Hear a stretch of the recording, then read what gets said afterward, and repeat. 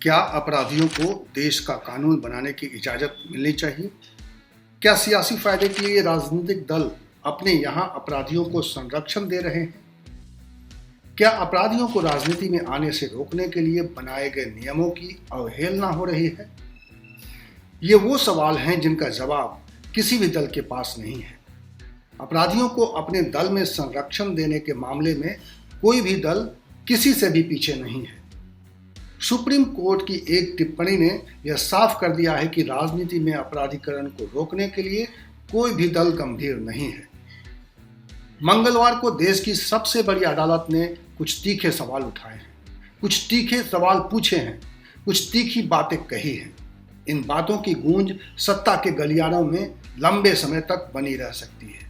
सियासी दलों के भीतर अकुलाहट और बेचैनी भर सकती है, लेकिन ये बात पक्की है कि देश की सबसे बड़ी अदालत का यह रुख अब राजनीतिक दलों को सोचने पर मजबूर करेगा। सुप्रीम कोर्ट ने कहा है कि राजनीतिक व्यवस्था के अपराधीकरण का खतरा बढ़ता जा रहा है। इसकी शुद्धता के लिए आपराधिक पृष्ठभूमि वाले व्यक्तियों को कानून निर्माता बनने की अनुमति नहीं दी जानी चाहिए, मगर हमारे हाथ बंधे हैं। हम सरकार के काम में दखल नहीं दे सकते, लेकिन हम केवल कानून बनाने वालों की अंतरात्मा से अपील कर सकते हैं। अब ये बात आप पूछ सकते हैं कि राजनीतिक दलों की अंतरात्मा जीवित है? इस सवाल के जवाब में एक लंबी चुप्पी ही आपको मिलेगी, क्योंकि जनाब इस हम्माम में तो सब एक से हैं। मुहावरा बदल दिया है हमने। हम वो नहीं कहना चाहते जिसके कहने से उन्हें शर्म आए। वैसे आप सवाल ये भी पूछ सकते हैं कि क्या उन्हें शर्म आती है? शायद नहीं। अभी हाल का एक किस्सा है। अपने यूपी का ही प्रयागराज की सांसद रीता बहुगुणा के बंगले पर आगजनी करने के आरोपी पूर्व विधायक जितेंद्र सिंह बबलू को बीजेपी ने अपनी पार्टी में शामिल कर लिया था। रीता बहुगुणा जोशी ने कड़ा ऐतराज जताया, शीर्ष नेताओं से बात की, तब जाकर बबलू बाबू को बाहर का दरवाजा दिखाया गया।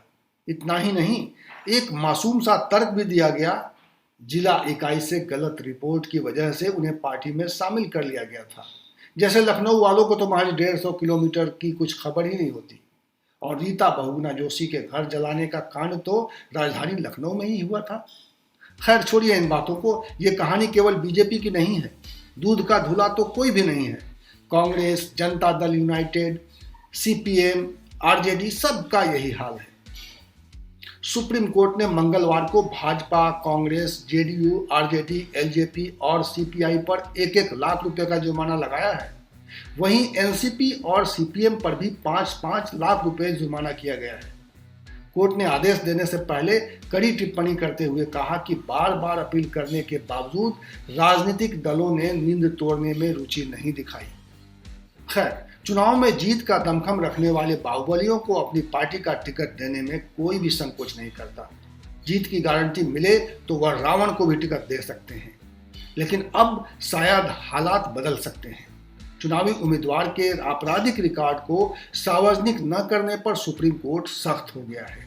मंगलवार को सुप्रीम कोर्ट ने बीजेपी और कांग्रेस समेत 8 दलों पर जुर्माना लगाया है।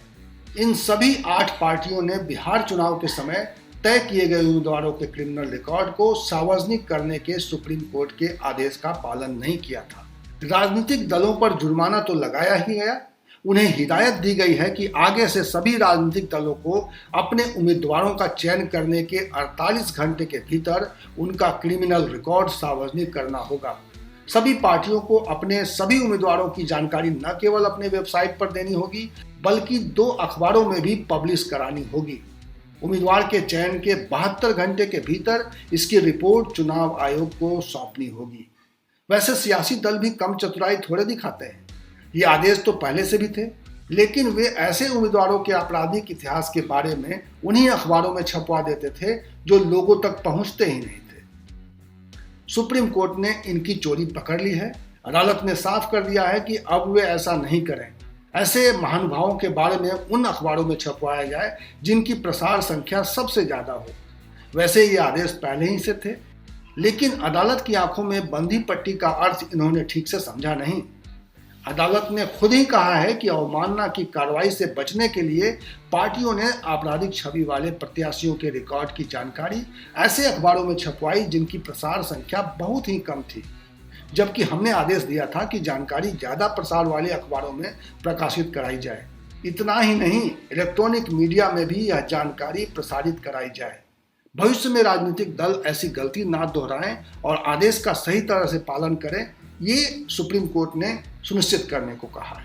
साथ ही अदालत ने अपने उस पुराने आदेश को, जो उन्होंने फरवरी 2020 में दिया था, उसमें कुछ बदलाव कर दिए हैं। फरवरी 2020 में सुप्रीम कोर्ट ने आदेश दिया था कि उम्मीदवार के चयन के 48 घंटे के भीतर या फिर नामांकन दाखिल करने की पहली तारीख से 2 हफ्ते से पहले उम्मीदवारों की पूरी जानकारी देनी होगी। वहीं पिछले महीने कोर्ट ने कहा था कि इसकी संभावना कम है कि अपराधियों को राजनीति में आने और चुनाव लड़ने से रोकने के लिए विधानमंडल कुछ करेगा। बहरहाल, इस मामले में नवंबर 2020 में एडवोकेट ब्रजेश सिंह ने जो याचिका दाखिल की थी, उसके आधार पर सुप्रीम कोर्ट ने तल्ख टिप्पणी करके एक उम्मीद जगाई है और हमें उम्मीद करनी चाहिए कि अगर राजनीतिक दलों में थोड़ी बहुत भी शर्म बाकी है तो ऐसे राजनीतिक कवायद करने से पहले थोड़ा सोचे, थोड़ा जनता के बारे में सोचे कि क्या वो देश में कानून बनाने के लिए ऐसे माननीयों को लाना चाहते हैं जिनका अपना ही आपराधिक रिकॉर्ड रहा है। ऐसे लोगों से क्या हम उम्मीद कर सकते हैं कि वो अपराधियों पर लगाम कसने के लिए कोई कानून बना पाएंगे, या ऐसे लोग सिर्फ और सिर्फ अपनी सोचेंगे और अपने ऊपर लगे मुकदमे को हटाने के लिए कानून में बदलाव कर देंगे। ये मामला भी उत्तर प्रदेश में अब कोई नया नहीं है।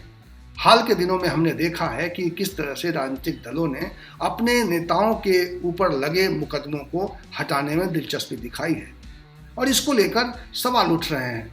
अपने नेताओं के ऊपर लगे मुकदमे को हटाने की कोशिश और अपने विरोधियों के ऊपर नए और फर्जी मुकदमे, तथाकथित फर्जी मुकदमे लगाने की कोशिश, ये राजनीति का नया रूप है, ये राजनीति का नया रंग है। और इसीलिए शायद सुप्रीम कोर्ट अब राजनीतिक दलों को चेतावनी दे रहा है